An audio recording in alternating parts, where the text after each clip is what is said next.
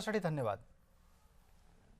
तर पैठणमधून संत एकनाथ महाराजांची पालखी पंढरपूरकडे प्रस्थान करणार आहे। संत ज्ञानेश्वर आणि संत तुकाराम महाराज यांच्या पालखीनंतर संत एकनाथ महाराजांच्या पालखीचा तिसरा मान आहे।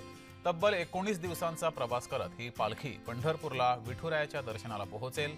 नाथवाड्यामध्ये ही पालखी मंदिरात जाऊन तिथून सूर्यास्ताच्या वेळेस गोदावरी नदीच्या तीरावरून पंढरपूरकडे मार्गक्रमण करेल। या पालखी सोहळ्यासाठी अनेक वारकरी पैठण नगरीत सहभागी झालेले आहेत, पैठण नगरीत पोहोचले।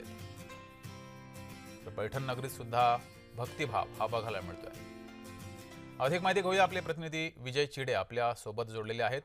विजय, पैठणमध्ये कसं वातावरण आहे, कसा उत्साह हा बघायला मिळतोय?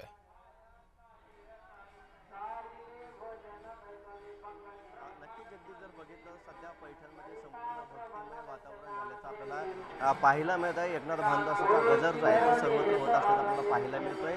राज्यात तिसऱ्या क्रमांकाची असणारी श्री संत एकनाथ महाराजांची पालखी जी आहे ती आज थोड्याच वेळामध्ये सूर्यास्ताच्या वेळी जी आहे ते पंढरपूरच्या दिशेने रवाना होणार आहे। या पालखीमध्ये जर बघितलं तर तब्बल 30,000 पेक्षा अधिक वारकरी जे आहेत ते सहभागी असतात आणि ही जी आहेत तर 20 मुक्काम घेऊन त्या ठिकाणी जात असते। त्याचबरोबर 5 अश्वरिंगण जे आहे ते देखील या पालखीमध्ये सहभागी असतं आणि या संपूर्ण पालखीचे नियोजन जे आहे ते देखील केलेलं आहे। सध्या जर बघितलं सकाळपासून या परिसरामध्ये संपूर्ण भक्तिमय वातावरण झाल्याचं पाहायला मिळत आहे।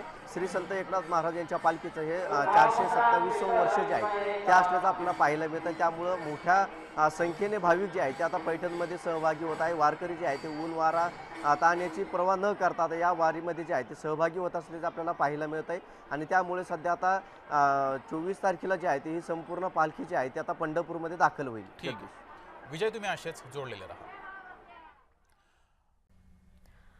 मंत्री गिरीश